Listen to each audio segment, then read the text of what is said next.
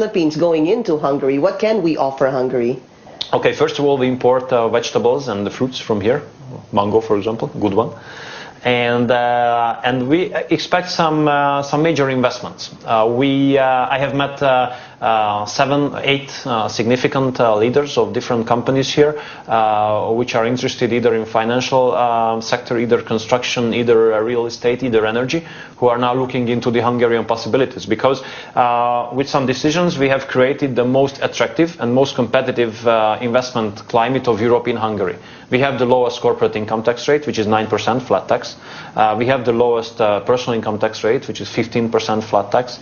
And we have introduced a very wide variety of cash incentives for investments, which in certain parts can reach up to 50% of the worth of investment. So now it really makes sense to put into consideration to invest in Hungary. What about tourism? How do you expect to boost tourism between the two countries? Well, actually, through people-to-people contacts, that's the best way. That's one of the reasons why we have offered a scholarship program for the Philippines, about which we have agreement that we grant scholarships for 35 Philippine students on an annual basis, full state financed in Hungary on English language courses. We have a very good experience with that because these youngsters who return to their homes, they become fans of our country. Problem was so far that, we didn't have an embassy in Manila. That's why the students who wanted to come to study on a scholarship in Hungary, they had to go to Jakarta, which I understand is 4.5 hours flight, and they have to spend a lot of money, I guess, or more than they want to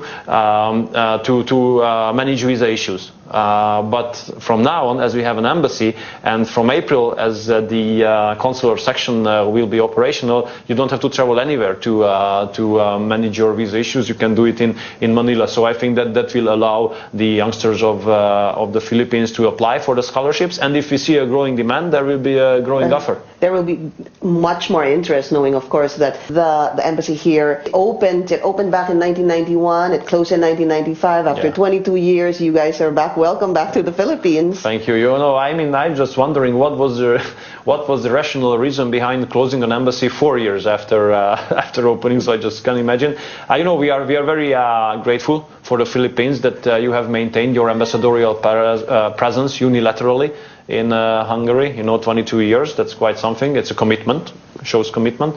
And on the other hand, we understand that those challenges that have been going all around in the world will end up in 2 camps, losers and winners. And I think in order to be winners, we need to be brave. We need to open up. We need strategic view. We shouldn't be, let's say, introverted. So that's why we have made it, since I've been in my position since autumn 2014, we have made the decisions to open 20 new embassies. 20 new missions, and this was number 14, which I practically opened. So I put a lot of emphasis on personal presence because the focus of our foreign policy is economy. Thank you for joining us.